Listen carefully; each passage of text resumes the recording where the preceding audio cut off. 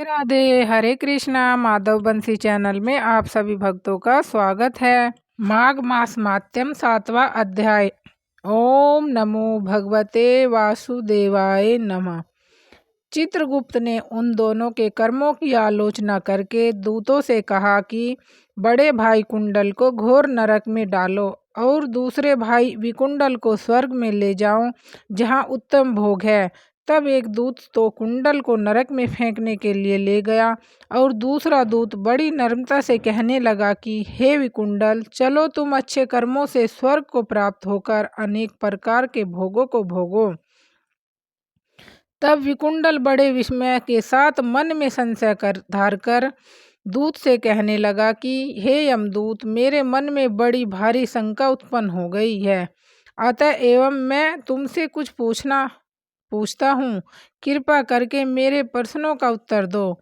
तुम दोनों भाई एक ही कुल में उत्पन्न हुए, एक जैसे ही कर्म करते रहे, दोनों भाइयों ने कभी कोई शुभ कार्य नहीं किया, फिर एक को नरक क्यों और दूसरे को स्वर्ग किस कारण प्राप्त हुआ?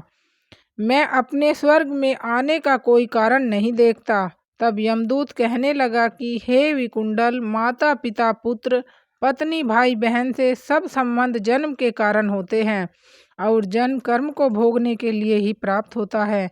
जिस प्रकार एक वृक्ष पर अनेक पक्षियों का आगमन होता है, उसी तरह इस संसार में पुत्र भाई माता पिता का भी संगम होता है। इनमें से जो जैसे जैसे कर्म करता है वैसे ही फल भोगता है। तुम्हारा भाई अपने पाप कर्मों से नरक में गया, तुम अपने पुण्य कर्म के कारण स्वर्ग में जा रहे हो। तब विकुंडल ने आश्चर्य से पूछा कि मैंने तो आजन्म कोई धर्म का कार्य नहीं किया, सदैव पापों में ही लगा रहा। मैं अपने पुण्य के कर्म को नहीं जानता। यदि तुम मेरे पुण्य के कर्म को जानते हो तो कृपा करके बताइए।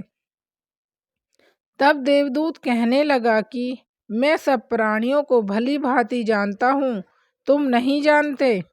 सुनो, हरिमित्र का पुत्र सुमित्र नाम का ब्राह्मण था, जिसका आश्रम यमुना नदी के दक्षिणोत्तर दिशा में था। उसके साथ जंगल में ही तुम्हारी मित्रता हो गई और उसके साथ तुमने 2 बार माघ मास में श्री यमुना जी में स्नान किया था। पहली बार स्नान करने से तुम्हारे सब पाप नष्ट हो गए और दूसरी बार स्नान करने से तुमको स्वर्ग प्राप्त हुआ। सो हे वैश्यवर, तुमने 2 बार माघ मास में स्नान किया, इसी के पुण्य के फल से तुमको स्वर्ग प्राप्त हुआ और तुम्हारा भाई नरक को प्राप्त हुआ। दत्तात्रेय जी कहने लगे कि इस प्रकार वह भाई के दुखों से अति दुखित होकर नम्रता पूर्वक मीठे वचनों से दूतों से कहने लगा कि हे दूतों, सज्जन पुरुषों के साथ 7 पग चलने से मित्रता हो जाती है और यह कल्याणकारी होती है। मित्र प्रेम की चिंता न करते हुए तुम मुझको इतना बताने की कृपा करो कि कौन से कर्म से मनुष्य यमलोक को प्राप्त नहीं होता, क्योंकि तुम सर्वज्ञ हो।